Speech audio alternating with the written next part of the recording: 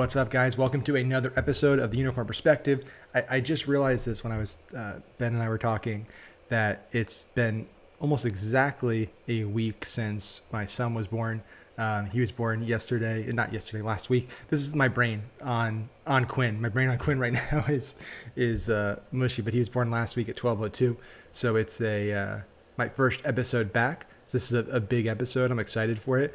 And if I make any slip ups or say anything that sounds stupid or idiotic, blame it on the lack of sleep, not on me. But it's great to have you here, man. I'm excited to talk with you. It's really exciting to be here, and congratulations on the new baby. Thank you. I've gone through having new babies 5 times. It's very exciting. And you'll enjoy each stage of this child's life, and hopefully you'll have many more to follow it up with and make your life quite exciting. And you'll never sleep again. I'm sorry. That's the plan. But it's an amazing thing, right? Like Larissa and I were talking about this, how I think everybody in that moment, when it's happening, the first few weeks, first few months, are like, why would we ever do this again? But it seems that it's evolutionary, that you just eventually, like, you forget all of those things, or you push them far enough in advance, and you love all the amazing things. Those become more prominent, that you have 2 kids, 3 kids, 4 kids, 5 kids, knowing what you're about to embark on again. It's very interesting. Or you forget the pain after a certain point in time, or you get used to the lack of sleep. That's the other thing. You just learn how to always be tired. Your body just adjusts Body over just time. adjusts. Yeah, and you can sleep anywhere at that point. That is true. I've found that even just in the last week, that I've gotten much better at sleeping in certain positions and running on less sleep than I usually could. But let's dive in here, because we were talking before I hit record about something that I thought was interesting. You have an organization that requires more manpower, more personnel than I think a lot of people that might be watching require, right? A lot of people that might be watching, maybe they're running dropshipping businesses, e-com businesses, lean agencies, where they can run on kind of light overhead, light manpower, and run a very digital lean business, which is fine in the times we're in right now, because, hey, you work from home, you work wherever, right? You can work remotely. But your business, you guys required a lot of infrastructure. You still require a lot of infrastructure. And now that you're continuing to grow and grow and grow, we were talking about your need to, how do you expand these sales floors? How do you expand your team while also doing it in this kind of new world that we live in, where you don't have a physical floor per se, where you can bring the vendors in to set it up, the security in to set it up. So let's start there, because that's fascinating to me, like the challenges that must have arisen from that. So what's really exciting is actually this week is going to be our 8th year in business. I noticed that right before the call. I realized that it was exactly 8 years ago that I incorporated the Pinpoint. And through that time, we've had different offices. We've had different structures. We had multiple offices at one point, one in New York and one in Delray Beach. Then we closed one office, just had a New York office, and then we had some satellite offices. But what the pandemic really forced us to do is look at things as not just all being in-house. In fact, until the pandemic, we stopped hiring anyone that wasn't going to be able to work in our office in Queens, because we found that we weren't able to work with them to make sure that they would be successful. But once the pandemic struck and we had really no choice but to have people work remote, we had to relearn all of our processes and how can we work with people that are outside our office. And what it's done is given us a huge opportunity to hire real talent anywhere in the country. From that, we were able to hire someone to run our customer service and operations, who worked with us 7.5, 8 years ago at our old company, whom we loved and we thought she was great, but we never were able to offer her a job just because she's in Pennsylvania and we're in New York. And now what's really exciting is we just hired a new vice president of sales. So she's come on as the senior vice president of sales with a lot of experience. And her expertise is building out a sales floor for both online and traditional credit card processing. And our goal there is to expand to about 40 to 50 reps in order to make sales calls. And the challenge has been that traditionally, in the last sales floor that I owned, we had 2 huge offices. And we were able to put everybody there. We had IT in-house, telephonic in-house. Everything was there. Security was much easier to handle when you're there, and you can physically see people, and you can have cameras, and you can have security protocols and software. But suddenly we realized that we need to start shipping out computers to new employees, and we have no way of securing them. We have no way of tracking their time. We have no way of making sure that they're doing what they're supposed to do. So that was a real big challenge for us. And we've done a lot of research over the last few weeks in order to combat that, and actually found an IT company that was pivoting at the same time, because they used to walk into big sales floors and deploy all the equipment. And suddenly they found themselves in a similar situation where they needed to come up with ways to deploy all over the country, or even all over the world, devices that are both secure and fast enough. And don't forget, not everyone stays with your company forever. So you have to think about how you're going to get those returns at the end of their time at your company. So all these challenges have definitely come up in the last few weeks, and it's been exciting, because it's not that no one ever worked remote before. It's not like it's a brand new concept, but it's a brand new concept of so many people working remote, where the entire culture of the world really has changed to this remote living. In fact, because of remote living, I relocated from New York to Miami, which is really exciting, because we've always wanted to be here with the rest of my family. So my wife and I and all of our kids were able to relocate. And we would not have been able to do it if I had to make sure to always be in that office in Queens. Yeah, it's really fascinating. I was reading an article, I think it was the Wall Street Journal, was talking about the rise of Zoom towns, where it's this whole new trend just in real estate. That's you have people that don't need to live in certain locations anymore, so they're moving to towns on the outskirts of ski resorts and these different kind of smaller towns. And these towns are like don't have the infrastructure, so there's all these interesting problems that are arising where people are leaving San Francisco, they're leaving New York, they're leaving these very expensive cities, and they're going to cities they want to live in or smaller towns. I guess you kind of answered it based on the fact that you moved, but do you see this being the new normal beyond a few years out, right? I think obviously for the next year, 2 years, 3 years, until there's a vaccine, and until it's given to most people, this is going to be our reality. But you hear about Facebook and Google and Twitter and a lot of companies saying, hey, we're going to extend this indefinitely if employees want to work remote. I'm curious if you guys have a transition plan, maybe it's 3 years, 5 years out, to move back to a physical sales floor, or if you're happy with the way things are going right now and you're like, hey, this works for us, and it gives us our freedom, we can get more talent, it gives you the freedom to live where you want to live and be happier. So it's a really great question. I actually saw that article as well. I don't see things going back to the way they were. What I do think we're going to start seeing, as people are able to start going back to work, as people are more comfortable, either through a vaccine or herd immunity, if there can actually be such a thing, which we've seen some people say yes, some people say no, who knows. I think what we're going to start seeing is larger companies are going to start with more localized satellite offices. So you won't have where people are necessarily working from home, but you'll have cluster offices. Rather than taking 5 floors in Manhattan, which besides costing a crazy fortune, and with the taxes that you have to pay to be in New York City, and now the crime and everything that has come up since really this pandemic has started, people are not moving back to Manhattan anytime soon. I mean, I don't know, maybe in 10, 15 years, but until another Giuliani comes in and cleans up the city is going to be one of those cities. San Francisco is the exact same thing. Portland's the same thing. Yep. And Chicago has always been terrible. This has just compounded all the issues. So really, I think it's going to come down to satellite offices. I know one thing that I saw as a pattern in New York was a lot of Long Island companies were actually starting to take more smaller space out in Long Island, so that they didn't have to have their people commit to commuting every day. So they were able to get more talent, because not everybody wants to go all the way to Manhattan. Yeah. So our plan is not to go back to a physical office. If we do, it'll probably be more like a satellite type program. Yeah, that makes sense. I see the same thing. I think there were already kind of headwinds, there were already big problems, and all that happened with COVID, what's going on now is it exacerbated it and made things a lot worse, a lot faster, kind of popped some bubbles, especially real estate and stuff in San Francisco and New York. It doesn't make sense for a vast majority of people. And if I think there's a ripple effect that'll happen if you continue to lose all the millionaires and billionaires, and then you lose all the tax revenue. It's this spiral that happens. So yeah, I don't know. I grew up in Jersey, and it's interesting to see what's happening in New York right now. It's definitely changed very, very fast.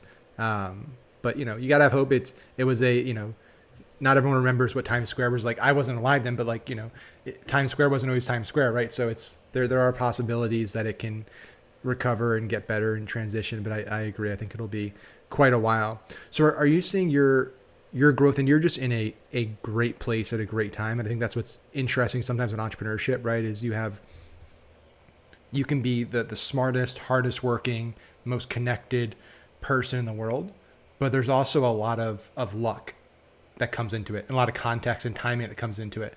And I think right now what's happening is there's a lot of people who were in the right place at the right time, who had they had all the other things, right? They had the hard work and the skill and the resources, and they were already primed to continue growing. But what's happened now is just supercharged growth. You look at Shopify, you look at Zoom, you look at these companies that were already going like this, but this just went hockey stick for them. And I think, where you guys are, it's another great industry, right? You have more and more people getting online, both buying stuff and also selling stuff. So what are you seeing trend wise? Are you seeing that continue just rapid growth month over month since all this happened? I'm sure you're already seeing massive growth, but just in terms of how it's accelerating. So we've actually seen tremendous growth. It really has been that hockey stick growth. We can't keep up with the hiring. We couldn't even imagine the growth that we saw. We were very nervous at the beginning of the pandemic that all of our clients were going to go out of business. And we've seen that we've had more people come into the business than have gone out. The business has changed, though, where we were dealing with a certain type of client, certain type of verticals at one point. Those verticals are not necessarily making money anymore.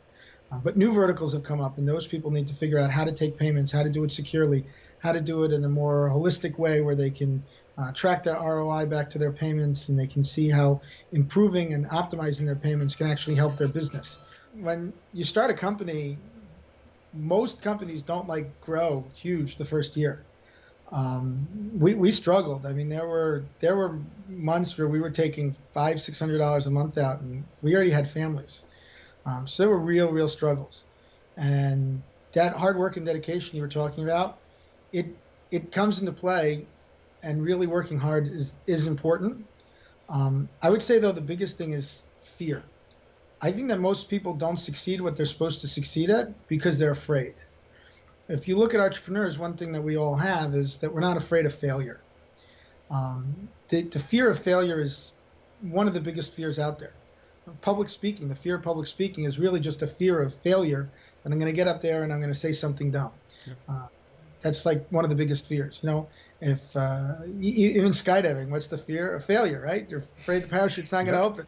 So we hold ourselves back because of fear of failure. I'm not saying everyone should go skydiving, but it's definitely that fear. And what an entrepreneur usually, in order to be successful, has to get past that fear of failure. People who try to keep their old job and also start a business on the side, we see that they usually just struggle along at both, right? Yep. They're not doing a great job at their regular job because they're distracted by trying to start their own business. But their business never really takes off. And why are they doing that? They're afraid of taking that next step. I know you work with a lot of guys that are just starting out. And I was just consulting with one of my friends who's in the process of starting his own business. So he's actually quitting his job finally at the end of this month. And he's afraid because he's giving up that security of a salary. He's giving up that security of healthcare. He's secure all that security that he has, and he's got to go at it on his own. On the other hand, when you have a salary, you're limited, right? It's only so much you can do. There's only so many dollars they're willing to pay for what you do. When you're an entrepreneur, you can get way overpaid, right? Mm-hmm. But we deserve that overpayment because we've gotten over that fear of failure. And so we're being rewarded for that fear of failure. So in regards to growth and the pandemic, which I know was the original topic, it's definitely sector by sector, right? We saw our merchants that do liquor go crazy. I mean, 80% growth because everyone's sitting home and they had nothing else to do. But on the other hand, we saw, our restaurants stopped taking, money. They just, a lot of them went out of business.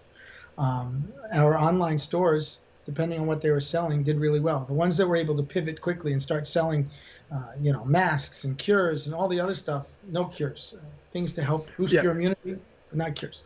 Those did really well because they were able to pivot at the right time. And I think that everyone we've seen with hockey stick growth, even Twitter, even Google, even all those companies, Amazon, obviously, it's not just because they were in the right place at the right time, but right when the pandemic happened, they were able to look ahead and they were able to say, I'm going to make this large investment because I think this is going to be successful.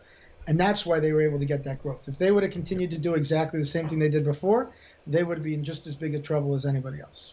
I 100% agree. I think that's the one additional piece that I didn't put in there is it's recognizing the opportunity, right? So I'm a firm believer that I think everybody at some point in their life gets lucky or gets an opportunity.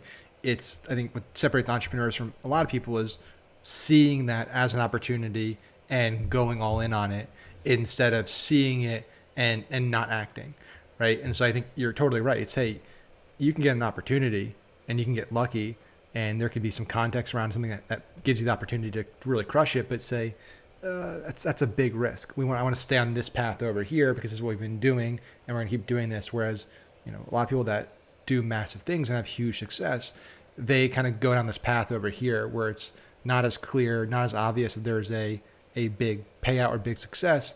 And that's a risk, right? People are just inherently loss averse. People just do not like the idea of I have something and there's a chance that I could lose that thing by doing this thing.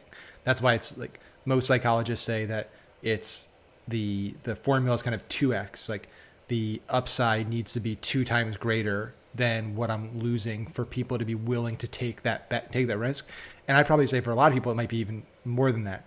Because there's crazy people like us who are willing to take much bigger gambles with much worse odds, which is just it's fascinating to me watching over the years doing this. I'm sure you're the same way. Just watching trends come and go, and just seeing people take these big risks and have these massive wins, and I see so many people on the other side of it who just have these amazing opportunities in front of them or have amazing ideas. But they have that fear that you're talking about and they don't act and they don't do anything. And a year goes by and they're like, that was my idea. Or I could have done that, but I kind of sat on the sidelines and I kept this 9 to 5 and didn't go forward. Do you think there's I know that's not the point of the conversation was, entrepreneurship in general, but this is interesting to me. Do you think there's a point of, I wouldn't say no return, but a point where that formula changes for people that are willing to kind of shed the 9 to 5 and throw that security blanket and go all in? For me, I always thought it was like kind of once you have dependence, right, it becomes exponentially more difficult to make that decision. That's why, like, if you're 18, 19 stuff, that's time to take risk. I can't really answer that. I never really had a job in my whole life. I've basically been perpetually self or unemployed. Yep. And I've had dependents since I'm 24. So one day before my 1-year wedding anniversary, my first kid came. So I've always had kind of dependents. I was still in school. And then when I left school, I just had to figure it out. What I'll tell you, just to go back a little bit to the previous topic, if I may, we had a problem. We were making money, but we were not taking home any money. We just kept finding all these opportunities. And we kept wanting to jump on these opportunities because we didn't want to say, I could have bought that building in 1999 and now it's worth $20 billion or whatever, right? So we kept jumping on all these opportunities. But what we did was 2 things. One, we spread ourselves too thin. So we didn't have the capital that we needed in order to invest in our core business. And our time got taken away by doing, looking at all the shiny objects. We actually hired a consultant and we paid him a fortune of money. The company was bleeding money. We were taking limited salaries, and we were paying him basically about $50,000 more a year than we were taking home at the end of the day. Insane, right? Yeah, that's crazy. But we got to the point where we said that if we don't figure out how to stop this bleeding and get this company to grow, it doesn't matter, because we're just going to be money on a credit card, and we're just going to owe it, and we're going to be done. And what he did was he came in and he said, okay, get rid of this, stop this, close this, fire this person, bring it all back to your core values of your company, your core business, and stop running after the shiny little objects. So we've actually kept him on. Now, we've reduced his involvement significantly. But every major decision, when we want to go and invest a significant amount of money into something, we bring him in to be part of that decision. And we meet with him twice a week just to make sure that we stay on track and we don't get off track. And it's not that he's smarter than us or just great at business than us. What he is an outside observer that's not emotionally tied directly to the business. And over the last 4 years, we've seen our growth from going this way to much closer to that way. We've definitely seen that. And we've also been able to reduce a lot of our extra expenditures, so our profit margin's gone up significantly as well. So I'm really a big believer. I was not a believer in consultants. I felt like a consultant was a guy who never really was able to do his own business. What I've come to realize is there's some people that are just not able to do their own business, but they're able to give great advice to you to run your own business, and that is their business. Well, it reminds me of I think it's Roy Sutherland talks about this, a story of Henry Ford, who had a guy that he paid a ton of money every year to basically sit with his feet up on the desk. He sat in front of his office and he had his feet. That's all he did all day. He sat with his feet up on the desk, just reading the paper, reading stuff. And eventually years went by and somebody asked him, why are you paying this guy so much money? He said, well, this guy gave me an amazing idea one year that saved me an absolute fortune. And when he did that, he was sitting there with his feet up on the desk. So I keep paying him. And I think it's interesting what he said. It's like, sometimes not even about the intelligence of the person, but it's about the perspective and that person being able to come in and not be you, but look at the problems through a different lens. And that can be really, really valuable to have that outside perspective come in and give you advice, kind of be hard on you and say, hey, listen, this might look to you like a great opportunity and exciting, but it's distracting you. What's the big upside here? This is your core business. This is where you should be focusing your time. Because we've had the same problems over the years. We've constantly jumped and jumped and jumped. There's something called myopic, what do they call it? Myopic investigations. The police have this problem. They've already chosen who they believe is their key suspect. Yep. And they do everything in order to prove that suspect was the person. So they have a grainy video. They can't tell exactly who it was, but it kind of like fits the body in the build. They don't really have the hard evidence that they need in order to be able to convict that person. And they have that myopic perspective. We as business owners are way worse, right? This is our baby. This is your second kid. This is not your first kid. You have your business, which becomes like a baby to you. And you become emotionally and intellectually invested in it. One thing I've always tried to do is try to separate out that emotional connection to the business itself. My emotional connection to the business goes to the people that work for me, the benefits that I get out of business, as opposed to the actual core industry. So do I like payment processing? Yeah, it's a great business. If I did something else, I would enjoy that too, as long as you're putting your dedication, your heart to it. One thing that we do is we focus on one type of business when sometimes we're in something that's very close to where we need to be. Yeah, I totally agree. It's interesting that perspective, kind of the confirmation bias you were talking about of like, hey, we see something the way we want to see it, and then we find all the evidence to support it. So I just want to kind of dive into that just a little deeper, and then we can move on to something else. Like, how do you handle opportunities, right? Because you were talking about, hey, we have a lot of opportunities. We're investing in a lot of different projects. We brought in a consultant to help us get focused on our core business. How are you vetting opportunities coming to the business, especially now where there's so many opportunities out there, but also balancing the fact that, hey, we need to stay focused. We got to avoid shiny object syndrome, but there's also some good deals to be had. So right behind you, behind your shoulder, there's a book called Tribe of Mentors. Yep. And he asked what he viewed as like the most brilliant people that he could ask on the planet, all these questions. One of the questions was, what are you better at doing, at saying no at? It's saying no. what I've had to do is learn to say no. When you're younger, you're more excited about your business, and you got a couple of dollars in your pocket. You start to want to say yes to everything. Yeah. When you start saying yes to everything, you can't be good at anything. And most things that you'll say no to, if they're really great opportunities, are going to come back around again. Especially if it's really good, you're going to think about it again. You're going to take time to think it over. And by starting out with no, you can get to that yes when it's really important, and you stop spinning your wheels on everything else. So that's really, I would say, the key is to just start saying no to all opportunities until something really catches your eye, and then you got to give it real thought and see, what am I going to lose by taking this opportunity? If I do this, is it going to take me away from my focus, which is my business, my family? More, less? Is it going to give me more opportunity? Is it going to move the needle? Since we moved down, my wife is looking to work again, and the salary of a speech therapist here is way less than it is in New York. Okay. And they keep telling her, we'll pay you $40 an hour or $50 an hour. She's got like 15 years experience as a speech therapist. And I said, I'm not working for $40 or $50 an hour. It's the opportunity isn't great enough to have you suffer with having to work.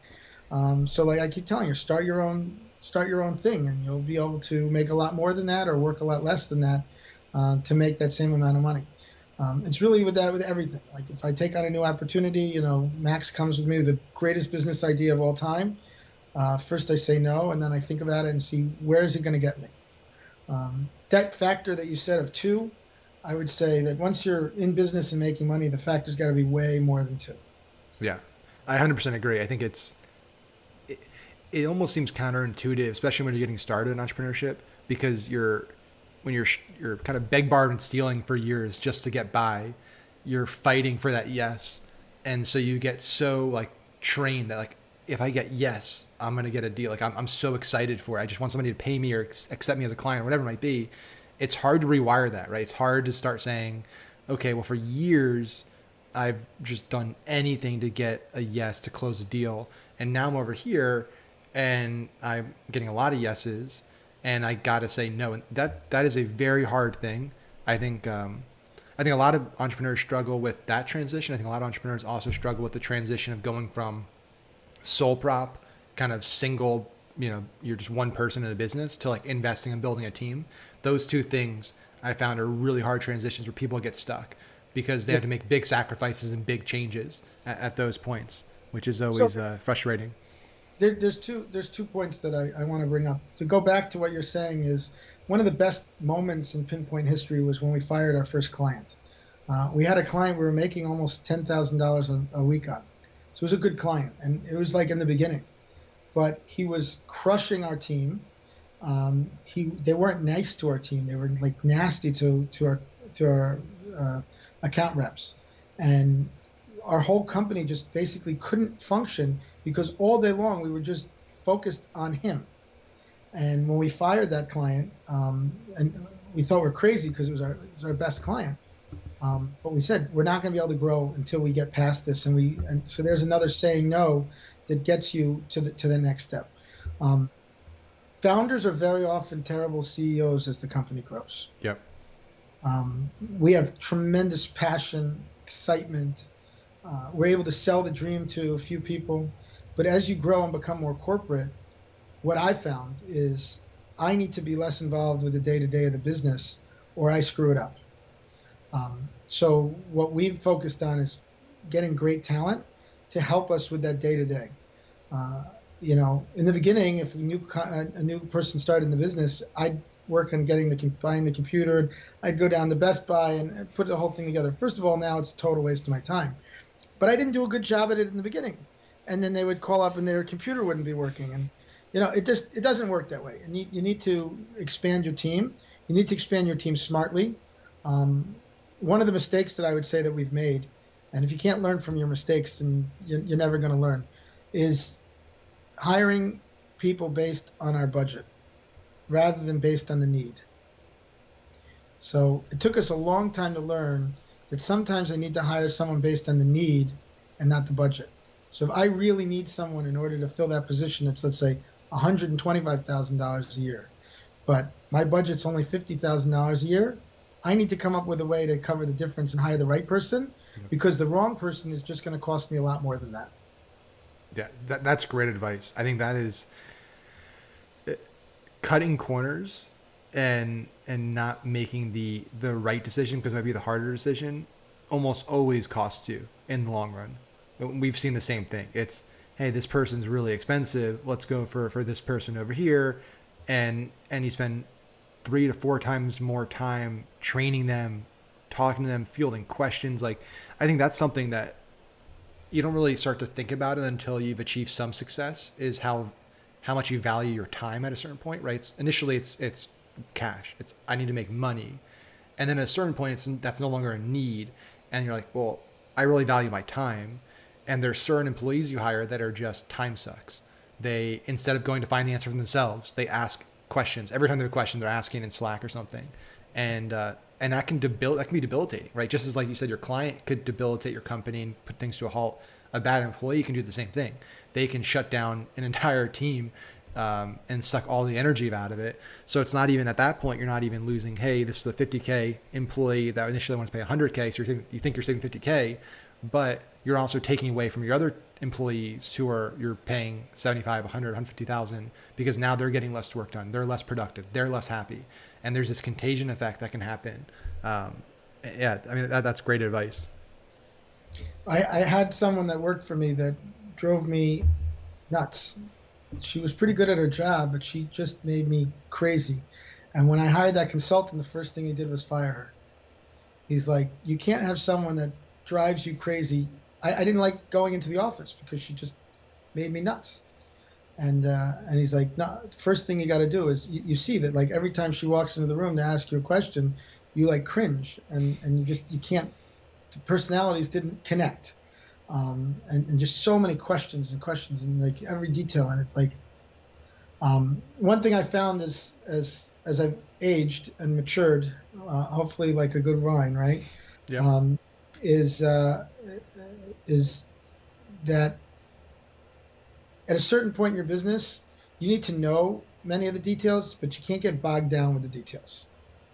So, a question came up recently: what headsets should we be buying the new employees for the computers? Why are you asking me? It's not my job to answer this question. Figure out what headset. If you want to know what's within our budget, bring me 5 options and I'll tell you which one we're willing to spend the money on. But I can't be bogged down with those little nitty-gritty details. You need to learn to start to delegate if you want to really get your business to grow.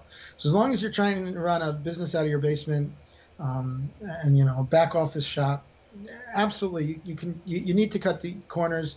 You need to take the time to do all the little things yourself, but there's no scalability in that. Yeah. You're only one person, and until you're willing to really get to that scale and start to trust people to make mistakes, you have to you're never going to grow. In regards to mistakes, that's always the fear, right? I can do it better. Except for bookkeeping, there's probably nothing in the company that I can't do better than one of my employees can do, and filling out applications. That's not me. Well, keep anything with the details. Those are not me. But anything with the sales, I'm a good salesman.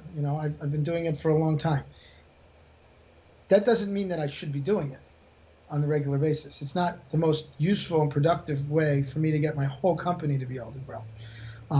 You have to be willing to let people fail, and you need to learn how to accept that people are going to make mistakes and fail. And obviously there's 2 kinds of mistakes and failures, right? There's total catastrophe ones, which maybe couldn't have been avoided, or could have been avoided, right? And then there's the minor things, and minor things mean they lost a couple of $1,000s, they lost a decent sized client. These are things that if there was no malice towards it, and they just clearly made a mistake, as an owner and as a boss, you need to learn how to overlook that and use it as a coaching opportunity. As an employee, they really need to be able to grab that opportunity that they've been given. Many bosses would just let them go, right? I've always found that not just letting them go, but giving them that opportunity to grow, even though they made a mistake, allows them to really grow as a person, and the mistakes become less frequent and less costly. That being said, when people continue to make mistakes and they don't learn, then they need to be dismissed. You can't have a company where people are continuing the same, what's the definition of insanity? Continuing the same action and expecting a different result. So if you have people that can't learn from their errors and their mistakes, it just isn't going to work. And that's whether you're the owner or whether you're the employee or really, whether you're the janitor, whatever position you hold in the company, everyone is important. If you have a position, however lowly you might think it is now, it's what makes the whole wheel run. You need all the cogs in the wheel in order to run. So if the cleaning lady doesn't show up to clean the office one day and now everyone's sitting in filth, who feels good about going to work? It's just necessarily, and everybody makes those mistakes. You got to treat each one with the respect that they do a great job in whatever job they have. I totally agree. So I want to be respectful of your time. What's exciting right now with Pinpoint? What are you guys really excited about? And then for anybody watching right now, what's the best place for them to go learn more? Who's the right person for you? Because I'm sure there's a lot of people listening who would get a ton of value out of what you guys do. So the one who's really involved in the day-to-day sales is my business partner, Nico Ruggieri, and his team. They're really focused on the clients that would be more apropos to your audience. He's only focused on online clients, a lot in the affiliate space, a lot in the online marketing, Google space, and anything to do with that kind of scalable online business. He's been a partner since the beginning. He actually used to work for me in one of my sales floors at our previous company. And when we decided to close down that company, we told him that he was basically unemployed or he could be a business partner. And he looked the failure in the possible failure in the eye and said, nope, I'm going to succeed and I'm going to go ahead and I'm going to do this with Ben and my other partner, Gil. So the three of us now are blessed to have owned this company, and he's really your man. He knows really what's going on in the industry on a regular basis. He understands how the banking works with the overall business models. Remember that we actually owned a online business. We owned a penny auction before this. We were spending a few $100,000 a day in affiliate marketing. So we definitely understand how marketing and credit card processing relate. In fact, the reason we started Pinpoint was because we saw how important collecting the money from your customers was, and how if your credit card processing and your payment methods aren't working, it could end up being your biggest problem. And a lot of people take it for granted. Yeah. They figure they'll sign up with Stripe or PayPal and all will be good until something's not good, and then you have no one to call.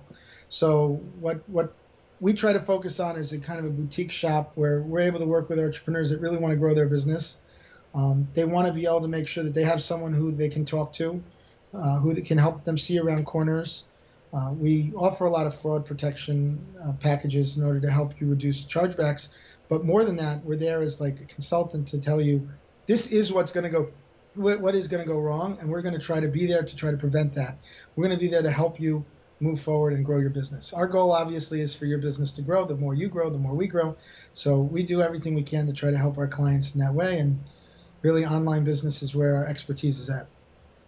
Love it, man. Just to reiterate that, I think the Stripe and PayPal, listen, if you're getting started and you want something easy, plug and play, great. But I can tell you firsthand, we've had multiple businesses over the years. We had, when we started in 2016 with our political collectible business, one day Stripe just decided we're just going to take $100,000 out of your account and we're going to hold it for, 6 months. PayPal did the same thing. So there are a lot of risks out there. And I think it's important to understand there's certain parts of your business that might seem less exciting, right? They're not the sexy part of your business, but what I'll tell you is being able to collect money is pretty exciting, right? And making sure you have the right solution in place, right? Working with the right people, the personal relationship is really important. And so couldn't recommend you guys more highly. And I'm sure we'll get some information. We'll drop below the video, links and all that good stuff for people that are interested and want to learn more. But I really wanted to thank you for taking the time. I know you got a lot going on at the house. I know you're moving in, and really appreciate you taking the time. It's always a blast chatting with you, and looking forward to having you back on the show soon, man. Looking forward, and congratulations on the baby. Hopefully you'll get a little sleep, and I'm ready to do this anytime you want. It was a lot of fun. Let's do it. Thanks, man. See everyone next week on our next episode of Unicorn Perspective. Have a good one, guys.